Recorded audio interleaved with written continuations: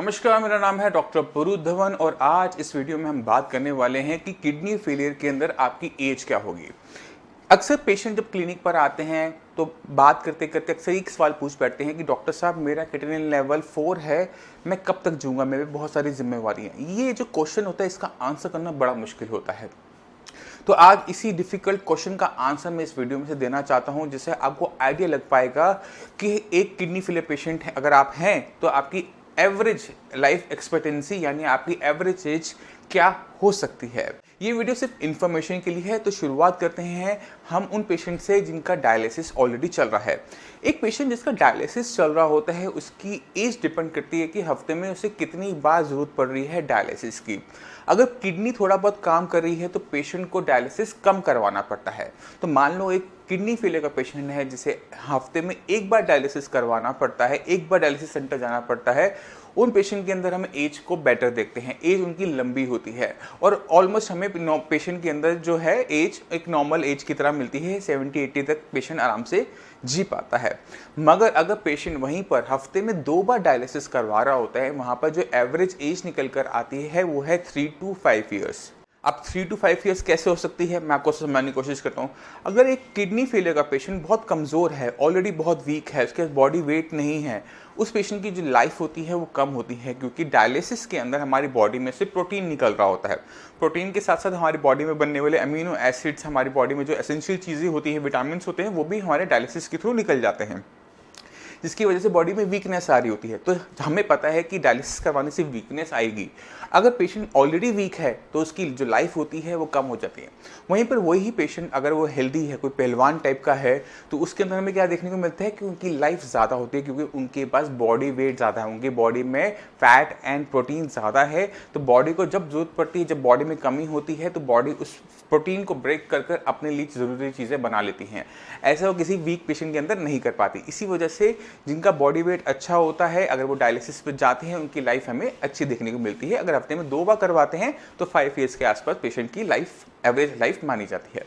वहीं पर अगर किडनी फेलियर के पेशेंट को हफ्ते में 3 बार डायलिसिस की जरूरत पड़ जाती है तो वहाँ पर एज और ज़्यादा कम हो जाती है, वो 1 साल से भी कम रह जाती है। अगर पेशेंट को किसी टाइप की और बीमारी है, यानी डायबिटीज़ है, हार्ट आपका कम काम कर रहा है, या कोई और ऐसी बीमारी है, कैंसर है, तो उन पेशेंट के अंदर भी हमें एज जो होती है वो पेशेंट की कम देखने को मिलती है, डायलिसिस पे लंबा सर्वाइव नहीं कर पाते। तो ये तो बात हो गई डायलिसिस की, जिसे सब डरते हैं। अब चलते हैं उन पेशेंट की तरफ जिनको अभी डायलिसिस की जरूरत नहीं पड़ रही, कितने लेवल बढ़े हुए हैं बट अभी डायलिसिस करवाना शुरू नहीं किया, डॉक्टर ने बोला हुआ है। तो यहाँ पर जो आपकी लाइफ डिपेंड करती है आपकी किडनी की फंक्शनिंग के ऊपर, वहाँ पे डायलिसिस पे डिपेंड करती है, यहाँ पे किडनी की फंक्शनिंग भी डिपेंड करती है। किडनी कितना अच्छा काम कर रही है उस पर है आपकी लाइफ। कहने का मतलब साफ मतलब ये है। अब अगर आपकी क्रिएटिनिन लेवल को हम बढ़ना से रोक देते हैं, किडनी खराब होना फर्दर रुक जाती है, तो आपकी लाइफ ऑब्वियस है बढ़ जाती है। मान लो कि आपका क्रिएटिनिन लेवल आज के तारीख में 2 है, यूरिन के अंदर प्रोटीन जो लीक हो रहा है वो नील हो रहा है, नेगेटिव आ रहा है, कोई लीकेज नहीं हो रही। अगर आप क्रिएटिनिन लेवल को डाउन नहीं करते, नॉर्मल वैल्यूज में नहीं लेकर आते, बस उसको 2 पे ही मेंटेन करते हो और लंबे टाइम मेंटेन करते हो, तो आप क्या देखोगे, जब तक वो मेंटेन हो रहा है, जब तक आप अपनी किडनी का ध्यान रख रहे हो, जब तक आप अपनी बीपी शुगर को कंट्रोल में रखते हो, तो आपकी किडनी आगे फेल नहीं हो रही। और जब तक वो फेल नहीं होती तब तक आपकी लाइफ है वो अच्छी तरीके से चलती जाती है। इसी तरह से अगर किसी पेशेंट का जो लेवल है, क्रिएटिनिन का जो लेवल है, मान लो कि वो 6 है, 6 का मतलब ये होता है कि किडनी 80% के आसपास कहीं ना कहीं पे डैमेज है। अब 20% हमारी किडनी काम कर रही है, इस 20% को बचाए रखना बहुत जरूरी है, क्योंकि क्रिएटिनिन लेवल जब 6 भी होता है तो पेशेंट की बॉडी में कोई खास सिम्टम नहीं आ रहे होते, सिर्फ थोड़ी बहुत वीकनेस हो सकती है, इससे ज़्यादा सिम्टम नहीं आते। तो यानी कहने का मतलब ये है कि किडनी अगर थोड़ा भी काम कर रही होती है तो काफ़ी अच्छा वो फिल्ट्रेशन कर देती है। अब ये जो 6 का लेवल है ये मेंटेन करना बहुत जरूरी है, इसे डाउन करना जरूरी है। तो अगर आपका 6 का लेवल 3 आ जाता है बहुत अच्छी बात है, अगर नहीं भी आता तो भी अगर आप 6 पे अपने आप को मेंटेन करते हैं तो आपको बहुत लंबी अच्छी एज मिल जाती है, क्योंकि हमारी एज तब कम होनी शुरू होती है जब पेशेंट को डायलिसिस की जरूरत पड़ती है, क्योंकि डायलिसिस में बॉडी में वीकनेस आनी शुरू होती है। तो आप लोगों ने क्या करना है, अगर आप किडनी फेलियर के पेशेंट हैं तो अपने क्रिएटिनिन के लेवल को डाउन और लोअर साइड रखना है, अपर साइड नहीं रखना, उसे आगे बढ़ने नहीं देना। देना। अब अगर आप चाहते हो कि आपका क्रिएटिनिन लेवल आगे ना बढ़े तो मैं आपको वो चीज़ें भी बता देता हूँ जिससे आप अपने क्रिएटिनिन लेवल को आगे बढ़ने से पूरी तरह से रोक सकते हो। किसी भी पेशेंट की मैक्सिमम जो 80% किडनी फेलियर के पेशेंट हैं उनकी किडनी बीपी या शुगर की वजह से खराब हो रही है, तो उन 80% पेशेंट्स के बारे में हम आज बात कर लेते हैं। आपको किन 3 चीज़ों का ध्यान रखना है किसी भी किडनी फेलियर पेशेंट को अपनी किडनी को आगे खराब होने से बचाने के लिए। पहला, बीपी जो होता है एक नॉर्मल इंसान का 120/80 होता है, मगर आप अगर किडनी फेलियर के पेशेंट हो तो ये मान के चलो कि ये जो नॉर्मल बीपी है ये आप पे वैलिड नहीं है, क्योंकि वो एक हेल्दी इंडिविजुअल के लिए है। अगर आपकी किडनी 40, 50, 60, 70% डैमेज हो चुकी है बीपी की वजह से और मेडिसिन लेने के बाद आपका ब्लड प्रेशर नॉर्मल भी आ रहा है, तो भी आपकी किडनी किसी भी कीमत पे सेव नहीं हो पाएगी, क्योंकि किडनी ऑलरेडी वीक है, कमज़ोर है। हमें ब्लड प्रेशर को थोड़ा सा लोअर साइड रखना पड़ेगा। तो बीपी के 2 हिस्से होते हैं, एक होता है ऊपर वाला जिसे हम कहते हैं सिस्टोलिक, एक होता है नीचे वाला जिसे हम कहते हैं डायसिस्टोलिक। तो डायसिस्टोलिक जो हम सुनते हैं वो 80 का जो है, वो सुनते हैं कि 80 जो है वो नॉर्मल है। मगर आप किडनी फेलियर के पेशेंट हैं तो इसकी रेंज आपके लिए हम चेंज कर देते हैं। हम आपको कहते हैं कि अपने ब्लड प्रेशर को 70 और 80 की रेंज के अंडर रखो, यानी वो 72 हो सकते हैं, 73 हो सकता है, 74 हो सकता है, मगर वो 80 या 80 प्लस में नहीं जाएगा, 80-90 की रेंज में नहीं जाएगा। क्योंकि जैसे ही किडनी आपकी 80-90 की रेंज में जाएगी, क्योंकि किडनी आपकी वीक है, तो इस बीपी की वजह से आपकी किडनी को और नुकसान होगा ही होगा। तो ब्लड प्रेशर हम लोअर साइड रखेंगे, थोड़ा सा कम रखेंगे। हो सकता है कि बॉडी में कुछ टाइम के लिए हमारी बॉडी में वीकनेस आएगी, बट वो बॉडी एडजस्ट कर जाती है और वो दिक्कत सॉल्व हो जाती है। इस बीपी को कंट्रोल करने के लिए हो सकता है कि आपको 2-4 बीपी की मेडिसिन एक साथ लेनी पड़े, बट कोई फर्क नहीं पड़ता। अगर हमने किडनी को बचाना है तो ब्लड प्रेशर को थोड़ा लोअर साइड रखना ज़्यादा फायदेमंद होता है। दूसरी इंपॉर्टेंट चीज़ होती है वो है डायबिटीज़। अगर आप डायबिटिक पेशेंट हैं तो आपको अपने डायबिटीज़ को समझना पड़ेगा कि डायबिटीज़ आपकी किडनी को कैसे नुकसान पहुंचा रही है, कैसे आपके हाई शुगर लेवल आपकी किडनी को नुकसान पहुंचा रहे हैं। हमारी किडनी का जो थ्रेशोल्ड होता है शुगर को लेके वो है 180। अगर आपकी शुगर 180 को क्रॉस करती है तो शुगर आपकी यूरिन के रास्ते, किडनी के रास्ते बाहर आना शुरू करती है, और ये काम कौन करती है? आपकी किडनी ही करती है। तो किडनी पे शुगर को बाहर निकालने का एक्स्ट्रा लोड ना आए, हाई शुगर लेवल वाला ब्लड किडनी में ना जाए, तो उसके लिए हमें क्या करना है? चाहे हमारी शुगर फास्टिंग हो या पीपी हो, हर कंडीशन के अंदर वो 150 से नीचे रहनी चाहिए। अगर हम अपनी शुगर लेवल्स को 150 से नीचे मेंटेन कर लेते हैं तो हम क्या देखते हैं कि किडनी पर डायबिटीज़ का असर नहीं देखने को मिलता। इसके लिए आप इंसुलिन ले सकते हैं, इंसुलिन बढ़ा सकते हैं, मगर हमने शुगर को किसी भी कीमत पर ध्यान कंट्रोल में रखना ही रखना है। दूसरी इंपॉर्टेंट चीज़ शुगर के अंदर एक और होती है कि जो अगर आपकी लेवल्स कंट्रोल में आ रहे हैं मगर आपकी यूरिन की रिपोर्ट के अंदर उसमें शुगर आ रही है, इसका मतलब ये है कि जो मेडिसिन आप ले रहे हैं वो आपकी बॉडी की शुगर को यूरिन के रास्ते बाहर निकाल रही है और इस मेडिसिन की वजह से आपकी किडनी को नुकसान पहुंच रहा है, तो उस मेडिसिन को हमें रिप्लेस करना पड़ सकता है। तो जितने भी डायबिटिक पेशेंट है अपने यूरिन का टेस्ट जरूर करवाएंगे। यूरिन के टेस्ट के अंदर अपने यूरिन के अंदर देखेंगे कि ग्लूकोज आ रहा है या नहीं आ रहा। अगर वो आ रहा है तो उस पर काम करना है, या तो शुगर लेवल को लो लेके जाओ, और अगर आपकी शुगर लेवल लो आ रही है तो अपनी मेडिसिन को इवेल्युएट करो कि कहीं ये वो मेडिसिन तो नहीं जो आपकी हाई शुगर को यूरिन के से बाहर निकाल के ब्लड के अंदर शुगर तो कम कर देती है मगर किडनी को नुकसान पहुंचाती है। तो इस चीज का आपने ध्यान रखना है। तीसरी सबसे इंपॉर्टेंट चीज है जिसके बारे में सबसे कम बात की जाती है, बहुत कम डॉक्टर्स इस चीज के बारे में जानते हैं, वो कंडीशन है मेटाबॉलिक एसिडोसिस। जब हमारी किडनी खराब हो रही होती है तो बॉडी में वेस्ट मटेरियल इकट्ठा हो रहा है। इन वेस्ट मटेरियल को हम अपनी रिपोर्ट में KFT के अंदर क्रिएटिनिन और यूरिया के रूप में देखते हैं कि क्रिएटिनिन इतना बढ़ गया, यूरिया इतना बढ़ गया। पेशेंट को लगता है कि मेरी बॉडी में बस यही 2 वेस्ट मटेरियल हैं, क्रिएटिनिन और यूरिया, और तो कुछ बन ही नहीं रहा।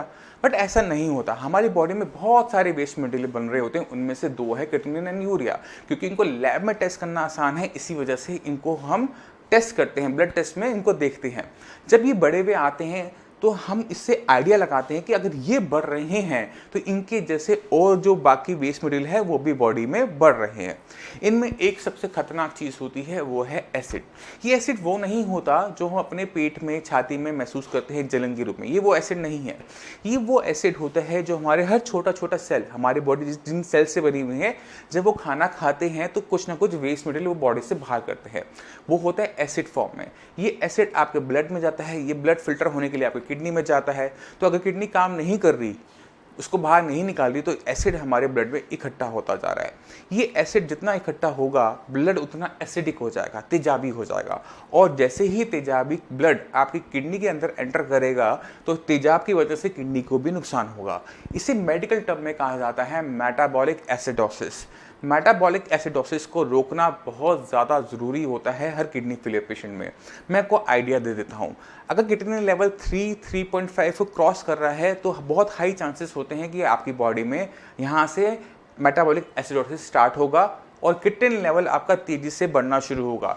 जो किडनी का लेवल बहुत टाइम तक 2 पर 1.5 पे रुका हुआ था, आगे नहीं बढ़ रहा था, 3 पे रुका हुआ था, वो इसके बाद तेज़ी से बढ़ना शुरू कर देते हैं, क्योंकि बॉडी के अंदर एक और कंडीशन तैयार हो जाती है, उसका नाम है मेटाबॉलिक एसिडोसिस। अब ये एसिड है, ये एसिड को हम किडनी के थ्रू बाहर नहीं निकाल सकते, मगर इस एसिड को बॉडी के अंदर ही हम शांत कर सकते हैं। और उसका जो ट्रीटमेंट है बहुत सिंपल है और दवाई है बहुत सिंपल है। नाम है मेडिसिन का बेकिंग सोडा। ये वही बेकिंग सोडा है जो हम खाना बनाने में, ढोकला बोकला बनाने में इस्तेमाल करते हैं। अगर किडनी फेलियर पेशेंट इसको ले रहा होता है, अपनी बॉडी के अंदर सीरम बाइकार्बोनेट नॉर्मल रखता है, तो किडनी को मेटाबॉलिक एसिडोसिस की वजह से नुकसान नहीं उठाना पड़ता। मगर अगर आपकी बॉडी के अंदर सीरम बाइकार्बोनेट की वैल्यू फॉल करती है, ब्लड एसिडिक हो जाता है, ये एसिडिक ब्लड आपकी किडनी को बहुत तेजी से नुकसान पहुंचाना शुरू करता है। तो हम क्या करते हैं, पहले टेस्ट करवाएंगे, किसका? सीरम बाइकार्बोनेट का। अगर लेवल कम आ रहे हैं तो मेडिसिन कौन सी स्टार्ट करेंगे? बेकिंग सोडा, यानी सोडियम बाइकार्बोनेट। सोडियम बाइकार्बोनेट की टैबलेट्स अक्सर सारे पेशेंट्स ले रहे होते हैं, मोस्टली ले रहे होते हैं, मगर टेस्ट नहीं करवा रहे होते कि जितनी अमाउंट की वो मेडिसिन खा रहे हैं, क्या वो सही है, क्या वो गलत है। तो आपने क्या करना है, जब भी आप KFT करवाते हो तो साथ में 2 टेस्ट और जरूर करवाओ। एक तो है यूरिन का रूटीन एग्जामिनेशन, प्रोटीन और ग्लूकोज को देखने के लिए, और तीसरा जो टेस्ट है वो है सीरम बाइकार्बोनेट का, यानी ब्लड कितना एसिडिक है। अगर पेशेंट इन तीनों चीज़ों पर, बीपी, शुगर और सीरम बाइकार्बोनेट पर एक साथ काम कर लेता है तो किडनी आगे फेल होने से बच जाती है।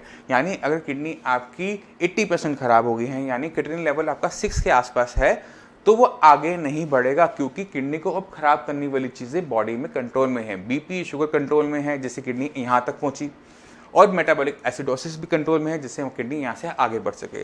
तो हम क्या देखेंगे कि हमारे जो किडनी लेवल है वो स्टेबल हो जाते हैं और आगे बढ़ना बंद कर देते हैं। जैसे वो बंद, किडनी आगे खराब नहीं होगी तो ऑब्वियस है आपकी लाइफ बढ़ गई, आपको डायलिसिस की तरफ नहीं जाना पड़ेगा।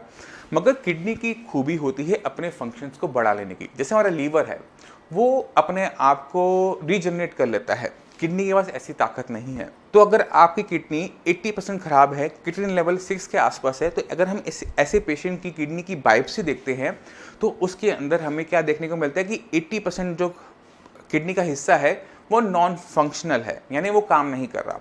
अब इस 80% को इमेजिन करने की कोशिश करना कि ये जो 80% है ये पूरा का पूरा मरा नहीं है। इसमें कुछ पार्ट ऐसा होगा जो पूरी तरह से मर गया है, जो जिंदा नहीं हो सकता। कुछ पार्ट ऐसा होगा जिसने अपनी बॉडी के अंदर, अपने स्ट्रक्चर के अंदर इस तरह से चेंजेस कर लिए हैं कि वो जिंदा तो है मगर वो फिल्ट्रेशन नहीं कर रहा, जो काम उसको दिया गया है वो काम नहीं कर रहा। तो इसको हम क्या कहते हैं कि वो हिस्सा बीमार है, काम पे नहीं, छुट्टी पे गया हुआ है।